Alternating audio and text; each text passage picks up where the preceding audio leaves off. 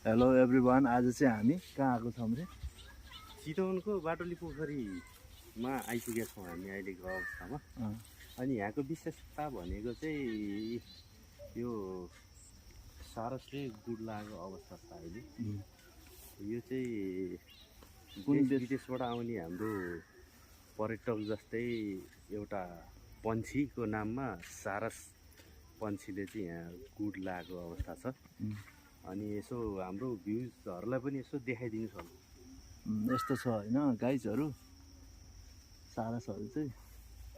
अनि हामी चाहिँ जस्ट अवलोकन गर्दैछौँ होइन बाटुली पोखरी के कस्तो छ। अनि साथी र म आज घुम्नको लागि यसो बाटुली पोखरी आएको।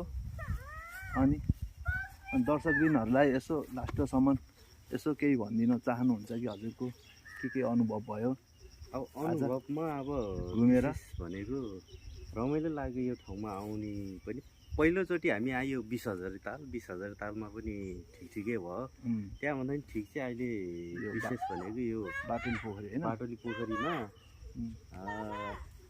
अहिले कमलको फुलहरू पनि फुलेको देखिहाल्यो ठाउँ ठाउँमा।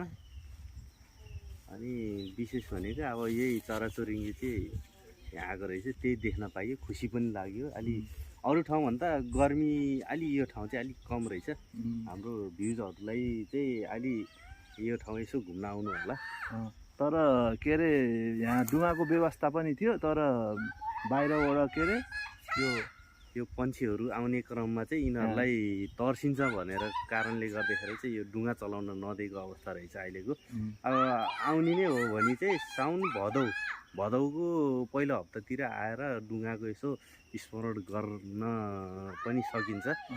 योभन्दा अगाडि चाहिँ हाम्रो यो पन्छी नगएसम्म, यिनीहरूले बच्चा नकुरेसम्म चाहिँ बन्द गरिएको छ अहिलेकोमा चाहिँ।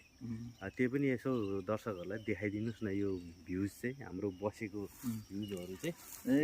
त्यो रुख छेउतिर छ, त्यही हो। अनि त्यही हो, भिडियो चाहिँ कस्तो लाग्यो हेरेर प्रतिक्रिया दिनु होला। अनि लास्टमा मामा भान्जा को ग्रुपलाई चाहिँ सब्सक्राइब लाइक गरिदिनु होला, सकेसम्म अलि उफी गरिदिनु होला। हस् त, यति भन्दै बिदा लिन चाहन्छु। हस् त, धन्यवाद, बाई।